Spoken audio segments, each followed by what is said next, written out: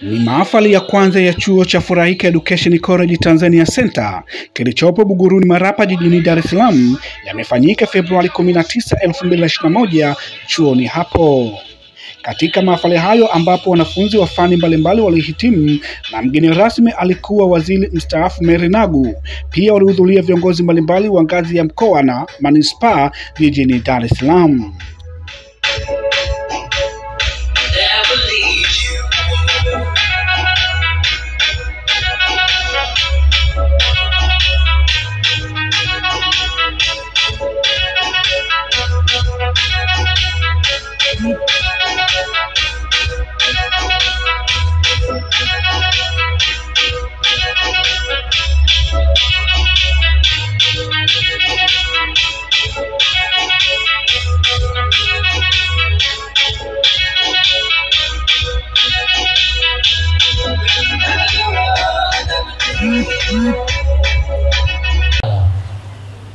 Sikulala kwa mapenzi tu ya kazi ya sanaa. Sababu kazi ya sanaa nimejiunga miaka mingi katika urasmi wake toka mwaka 1974 wakati wizara inaanzishwa kama wizara inayojitegemea, Wizara ya Utamaduni wa Taifa na Vijana. By then walikuwa mnaita nyewe wazungu au mliosoma kizungu mlikuwa mnaita the Ministry of National Culture and Youth. Ndipo nimejiunga, na nilijiunga baada ya wizara kuwa na nia ya kukamilisha mzunguko wa vikundi vya taifa. Kabla ya sisi kujiunga, mimi nilijiunga kwa maana ya kama mwigizaji ndani ya kikundi cha maigizo cha taifa. Wakati huo tulikuwa na vikundi cha ngoma. Miongoni mwa waasisi ni marehemu mzee Morris Nyunyusa. Tulikuwa na kikundi cha sarakasi ambacho mwaka 1964 Mao Zedong alivyokuja huku aliongea na marehemu Mwalimu. Lakini niwaambie kwenda kuitafuta elimu hakuna maana ya kuja nyumbani tena mnaikalia. Na hasa wale kwa upande wa sanaa, niseme tu kidogo, serikali ya awamu ya 5 ya Dr. John Pombe Magufuli imeweka sheria mbalimbali za kulinda na kutetea kazi za wasanii. Na kwa hiyo nyinyi mmehitimu katika kipindi ambacho kina matunda. Endapo sanaa yenu mkaifanyia kazi vizuri, leo au kesho hatutawaona hivi tunavyowaona. Kwa hiyo mwafanyie kazi yale mafunzo, mkitoka hapa mwende mkafanye kila jitihada ya kuweza kuendeleza sanaa yenu kwa maana ya ajira. Nchi zote duniani zilizoendelea ni zile ambazo zimetumia wasanii na sanaa. Na mtaamini haya ndio nasema, hata Rais John Pombe Magufuli katika kampeni zake aliwatumia sana wasanii. Kwa nini asingewaweka tu wanasiasa wakae wakasema tu wakaondoka? Neno la msanii huwa halifi. Na ndio maana leo mnamuona mzee Jangala. Tangu nianze kumjua mimi, wakati huo yupo na shemeji yangu mmoja Liwima. Hivyo hivyo ndo alivyo. Hajazeeka, na akitaka kuoa wali hata watatu anaoa sasa hivi na mambo yatakwenda vizuri. Kwa hiyo sanaa ni kioo cha jamii, lakini ni kiungo cha jamii katika masuala ya maendeleo. Endelezeni sanaa zenu, na wale ambao walikuwa wakisomea hotel management wa kuwaleta watoto wenu kuja kuitumia fursa hii adimu. Nasema adimu kwa sababu haya mambo yanalipiwa gharama kubwa sana. Lakini Furahika ikaona itafute njia mwafaka ya kuwasaidia vijana wetu au watoto wetu. Naamini ukimfundisha mwanamke mmoja umefundisha familia nzima. Sasa leo wanahitimu 15. Kama wanahitimu 15, je, tumefundisha familia ngapi? Ni dunia hiyo. Hiyo ni dunia, kwa sababu yeye atazaa, kwa na watoto watamkuta katika sana. Mzee Jangala umri wote alionao pale mnapomuona, wengi wamekuwa kiigizo chake, na leo wanapata mafanikio yao vizuri tu na wanaendelea vizuri. Lakini kama kina mzee Jangala wangesema hii sanaa si lolote, basi ina maana kwamba leo hii mzee Jangala tungemkuta hata kutembea hawezi kufanya. Lakini sanaa ina manufaa. Kwa hiyo kama sanaa ina manufaa, basi hebu nendeni kaifanyeni kazi. Na kwa sababu hapa ndio mlipopikwa, msisite pale mnapokwama. Sisi tumekuwa kama ndio walezi wenu. Sisi tumekuwa kama walezi wa familia ambazo zinapata mafunzo hapa. Kwa hiyo ukienda mkikwama, kama unaimba, sisi tutajua Jumaneta tunapata wapi, tutajua huyo Diamond anapatikana wapi, tunakwenda kufanya feature. Ukiigiza, tutaongea na mzee Jangala, mzee Jangala tutakalisha na wengine, filamu yako itajulikana. Kwa sababu serikali inasimamia vilivyo haki za wasanii. Mmenielewa? Wazazi wengi wanasema kwamba sanaa ni uhuru. Lakini msimewaona kila wema wanaoendesha magari jamani? Au wamewaona? Naona. Sasa uhuru ni upi? Waleteni watoto. Kwa sababu 90% ya gharama inagharamiwa na Furaika. Kwa nini msitumie hii fursa? Tumieni hii fursa ili ajira ziongezeke. Serikali imeshaweka kategori mbalimbali za kuhakikisha kila Mtanzania anajitegemea na anapata maendeleo na anachangia pato la taifa. Tusiwaache watoto nyumbani tukidhani kwamba serikali ndio itufanyie kila kitu. Serikali itatufanyia kitu pale ambapo tayari tumeshamwandaa kijana wetu kwa kozi mbalimbali, tumemsaidia kwa njia mbalimbali, hata lipa kodi, atafanya hiki, ndio maendeleo yatapatikana. Sasa wengine wamekaa tu kusema eti huyu rais anatupatia nini hali ngumu. Wewe umefanya nini?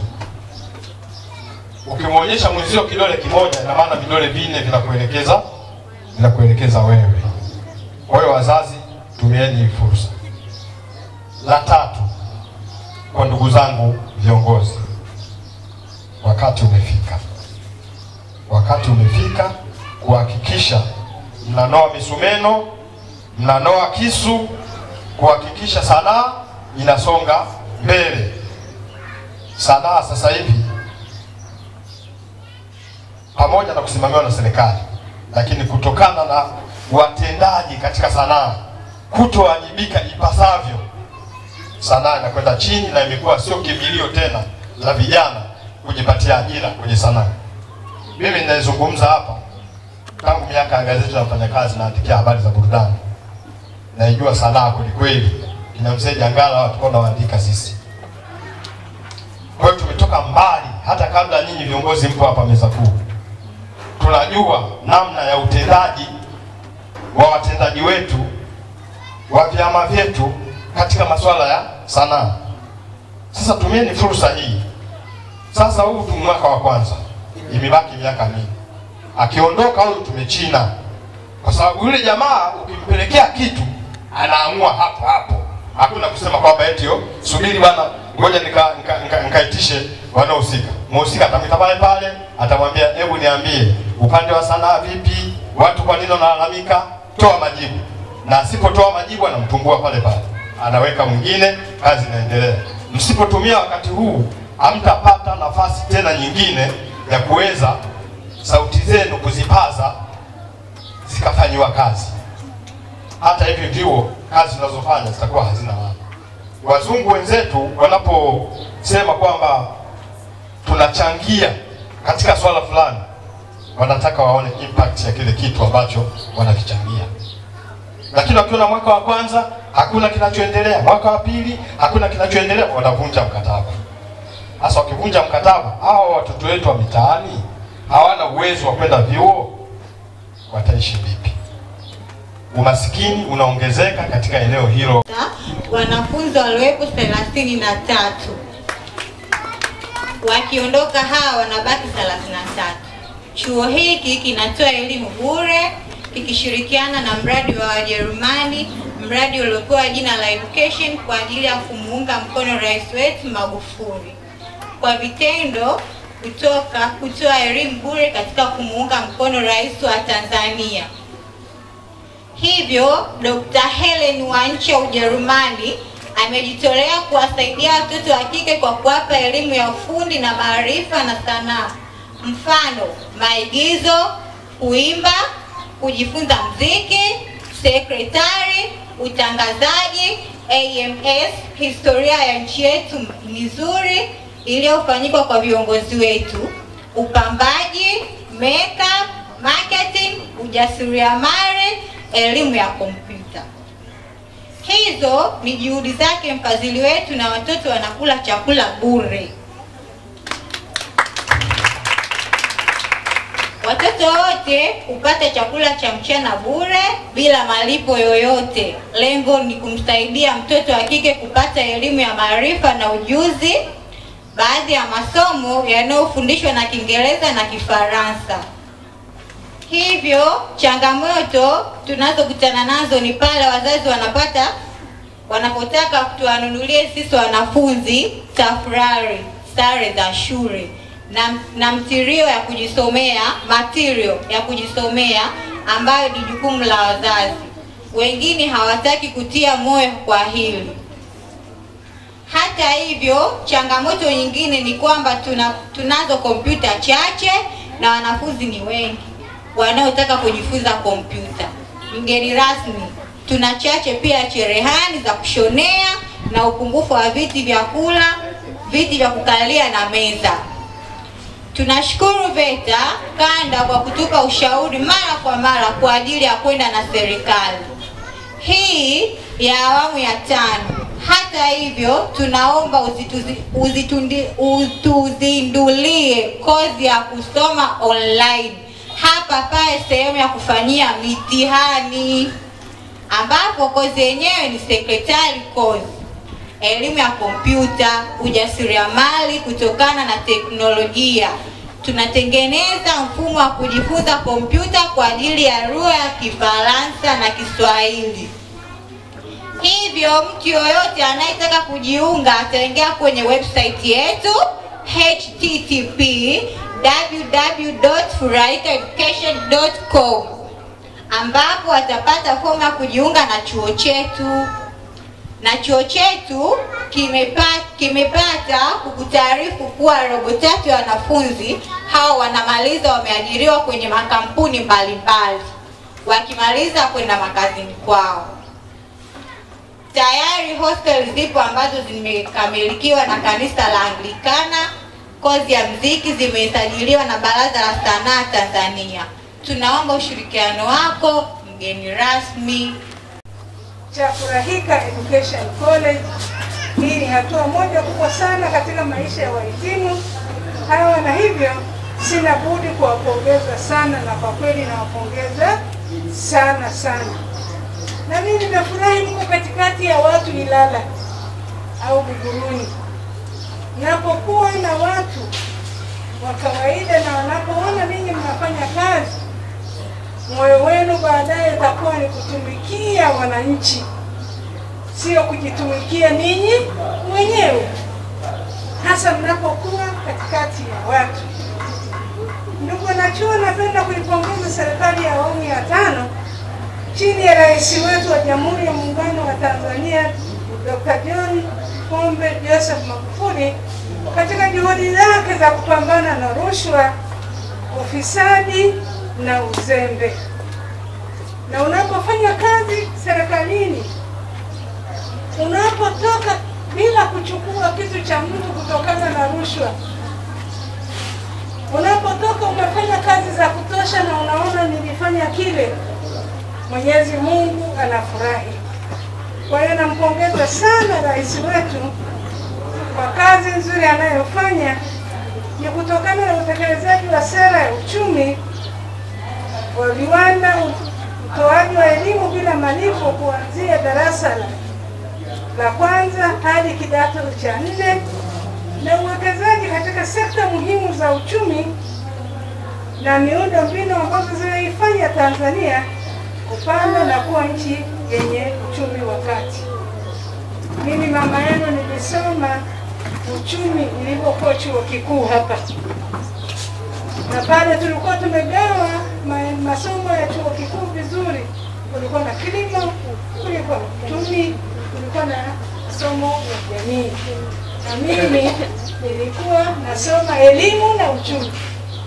Tulipomaliza tuliambiwa kwamba uchumi wetu hauna watu, kwa hiyo nimemaliza elimu lakini nimekwenda kwenye viwanda.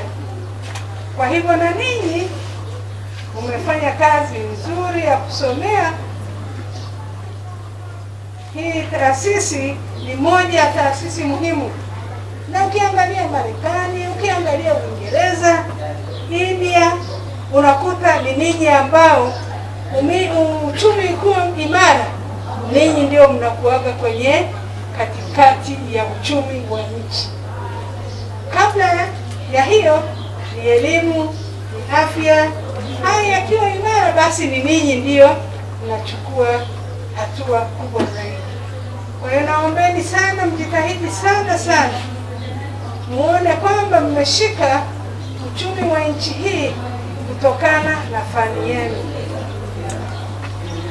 Chuo hiki pamoja na vyuo vingine ni wadau muhimu katika utekelezaji wa sera ya uchumi wa viwanda nchini Tanzania.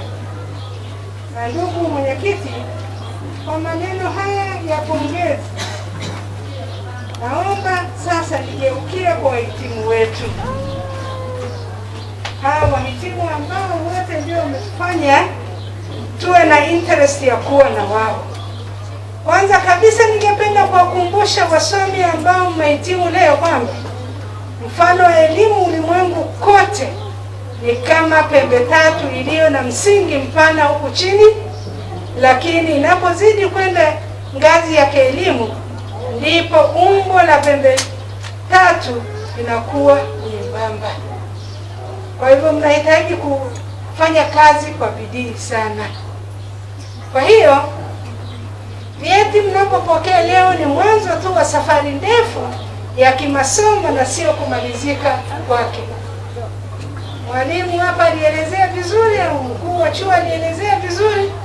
Naomba myafuate maelezo yake kwa vile nitawanyanyua nyinyi sana.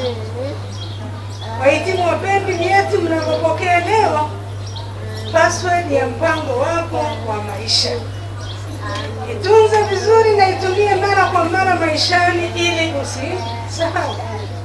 Taifa lina changamoto nyingi ambazo zinategemea sana mpango wako wa maisha katika kuzitatua. Kwa kutumia elimu uliyopata hapa chuoni, unatarajiwa kuleta mabadiliko kwenye jamii na taifa kwa ujumla. Na mabadiliko yaonekane ndani ya muda mwafaka. Kila mtu anapozaliwa anakuwa ameshikilia talanta yake aliyopewa na Mwenyezi Mungu kwenye kiganja chake. Kwa hiyo naomba na ninyi msiachie elimu mtakayohitimu leo. Ndio maana hakuna mtoto anayezaliwa akiwa amenyosha vidole vyake. Anakuwa amekumbatia talanta yake kiganjani. Nataka niwaambie mimi nimehitimu uchumi wa digrii ya kwanza, wa digrii ya pili, wa digrii ya tatu. Lakini kwa uwezo ambao umetoka darasani, leo kwa waziri wa maendeleo ya jamii, wanawake na watoto, na wanawake wa Tanzania wengi watakumbuka niliyoyafanya. Lakini baada ya hapo nilikuwa waziri wa utumishi. Na sasa hivi sera na utekelezaji wote tuliufanyia kazi wakati nilikuwa waziri wa utumishi kwa miaka 5. Baada ya hapo nimekuwa waziri wa katiba na sheria. Na mpaka leo tumesema jamani, ili kuwe na haki lazima wanaofanya kazi kwenye katiba na sheria kwanza wakubali wako pale kutoa hekima na amua kisheria, na ni mahala ambapo unaweza kupata rushwa sana, lakini kweli utatoa haki ukiwa unachukua rushwa. Kulikuwa na wakati ambapo walikuwa hawana hela, ikaonekana kama unaweza kuchukua rushwa ili watoto wasome, lakini tukawaacha watumishi wengine wa serikali, tukawapendelea wao ili waache kuchukua rushwa, lakini anayependa rushwa anapenda. Lakini wengi kwa kweli waliacha rushwa. Kwa hiyo naombeni tutumie elimu yetu ili tutoe mchango mkubwa sana, na naomba sana tuwe tunashikana mikono, ili wewe una talanta yako, mimi na talanta yangu, Mheshimiwa Jangala nayo, mwenyekiti anayo, tukishikana pamoja nchi yetu itakwenda kwa kasi, na Mheshimiwa Magufuli ametufanya tuwe pamoja, na ndio maana tumepiga hatua sasa kutoka nchi maskini na nchi yenye uchumi kati. Na ninyi mkiingia tutaenda juu zaidi. Wapendwa wahitimu, elimu haina mwisho. Kwa hiyo mahafali haya sio mwisho wa elimu yenu, bali iwe ni kichocheo cha kujiendeleza zaidi kielimu, ili mpate maarifa mapema zaidi kuhusu fani mnayoichukua sasa hivi. Na hakuna kitu kinasaidia kama elimu. Mimi nilimaliza degree ya kwanza, lakini bila kupoteza muda nilienda ya pili, na nikiwa waziri nikasoma degree ya 3. Kwa hiyo na ninyi hapo mlipo, kama alivyoeleza Msuya, tujitahidi sana sana kujiendeleza wakati huo ukitoa mchango. Wapendwa wahitimu, utulivu na ukimya unafaa sana kwa akili kufanya kazi.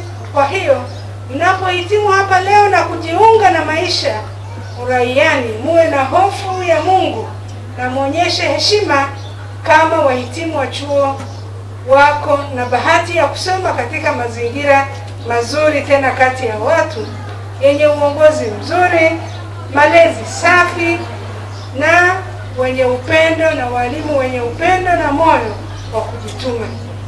Ni vyema pia mshukuru ndugu jamaa na wazazi, na wazazi wako hapa kwa kujitoa kugharimia, ingawa nimeambiwa kwamba kuna mama ambaye alisaidia, basi na wazazi hata wakushukuru. Naamini mtaendelea kuwa mabalozi wazuri wa chuo hiki popote mtakapokuwa.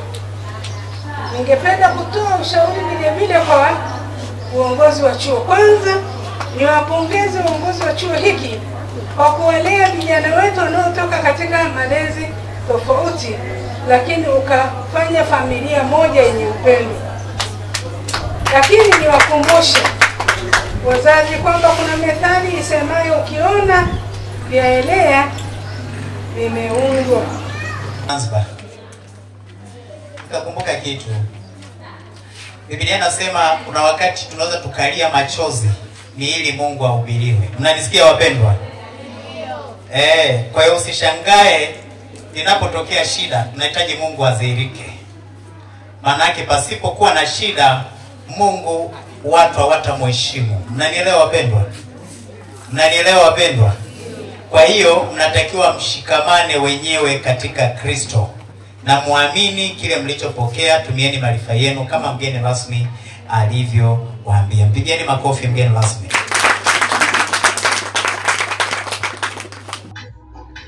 Nikiripoti kutoka hapa katika chuo cha Furahika, mimi ni Fadhil Rashidi wa Big Plus TV.